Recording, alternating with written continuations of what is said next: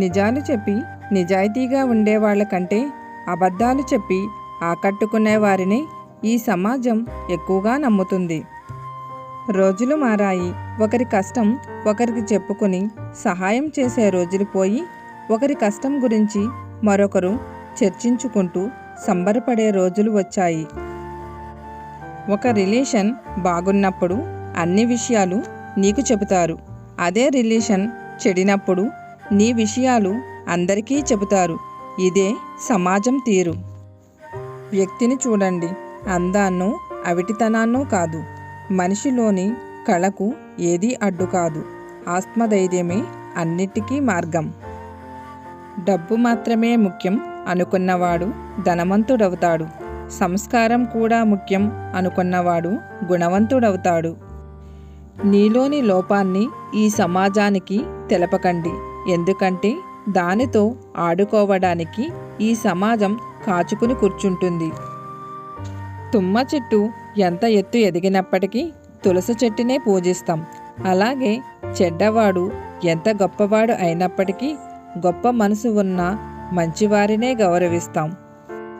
చెప్పులు వేసుకుని గుడిలోకి వెళ్ళడం, ఇతరులు చెప్పే చెప్పుడు మాటలు విని గొడవలకు వెళ్ళడం రెండూ ఒక్కటే.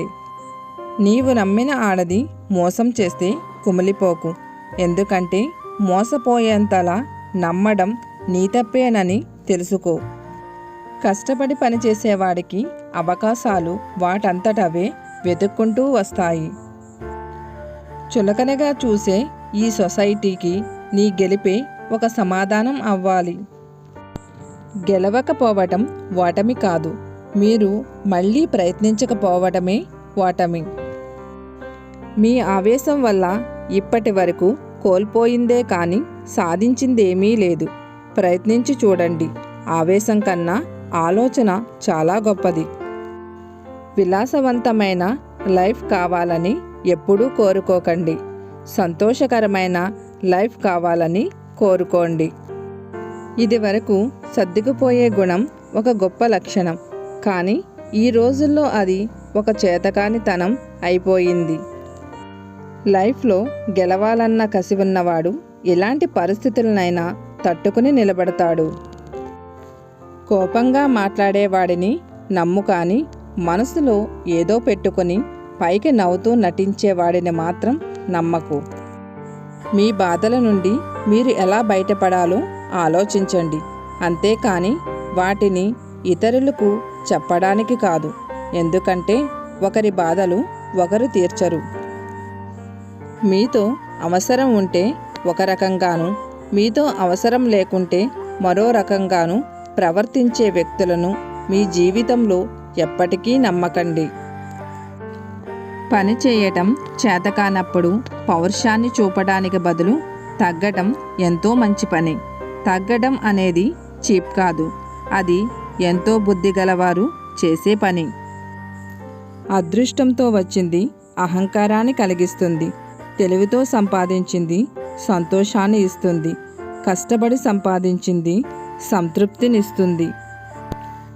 ఎక్కడ విన్న మాటలు అక్కడే మర్చిపోవాలి. ఇక్కడివి అక్కడ, అక్కడివి ఇక్కడ చెప్పడం వల్ల జీవితాలు నాశనమైపోతాయి. కష్టం రాకపోతే సుఖం విలువ తెలియదు. సుఖానికి అలవాటు పడితే కష్టం వచ్చినప్పుడు ఏం చెయ్యాలో తోచదు. ఎవరి దగ్గర ఏదీ ఆశించకు. చులకనగా చూస్తారు. ఉన్న దాంట్లోనే సరిపెట్టుకో. గౌరవంగా తలెత్తుకుని బ్రతుకు. నిందలకు భయపడి లక్ష్యాన్ని వదిలేయకండి.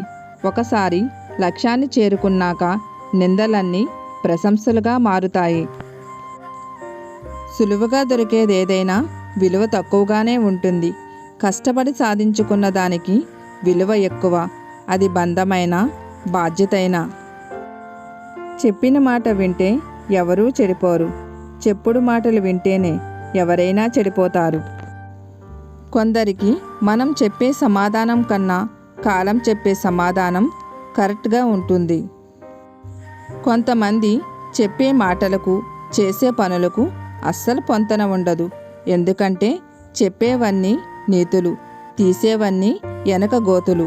ఇదే నేటి లోకం తీరు. పేదరికంలో ఉన్నప్పుడు నిజాయితీగా ఉండు, సంపద కలిగి ఉన్నప్పుడు సామాన్యంగా ఉండు, అధికారంలో ఉన్నప్పుడు వినయంగా ఉండు. కష్టపడాలన్నా ఈ క్షణమే, ఆనందించాలన్నా ఈ క్షణమే.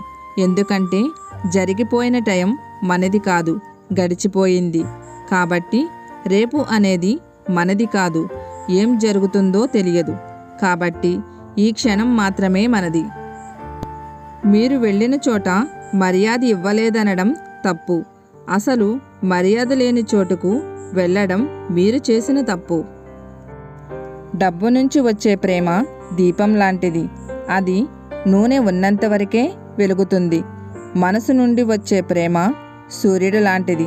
అది సృష్టి ఉన్నంత వరకు వెలుగుతూనే ఉంటుంది. మీరు తలదించుకుంటే గౌరవం, తల వంచుకుంటే బానిసత్వం.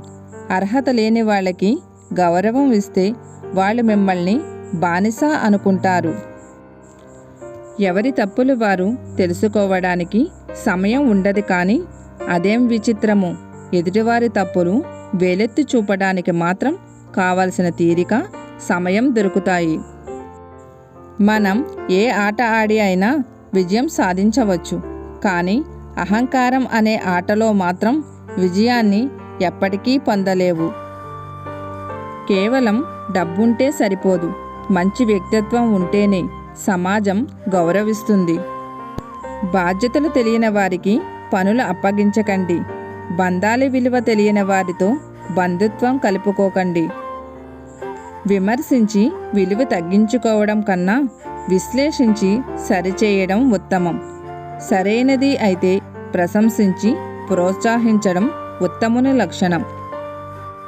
మీరు ఎదుటివారిని చూసి అసూయ పడుతున్నారంటే వారికన్నా మీరు తక్కువని మీరే ఒప్పుకొని బాధపడుతున్నారని అర్థం. చదువు అనేది ఆప్తమిత్రుడు. చదువుకున్న మనిషిని ప్రతి చోట గౌరవిస్తారు. చదువు ముందు అందం, యవ్వనం పనికిరానివే.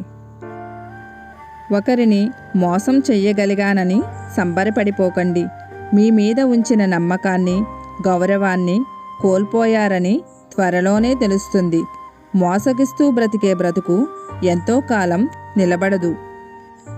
అనవసరమైన వాటి గురించి ఆలోచిస్తూ వెలకట్టలేని విలువైన సమయాన్ని వృధా చేసుకోకు. ఎంత చేతకాని వాడైనా కూడా వాడిలో కూడా ఏదో ఒక టాలెంట్ ఉంటుంది.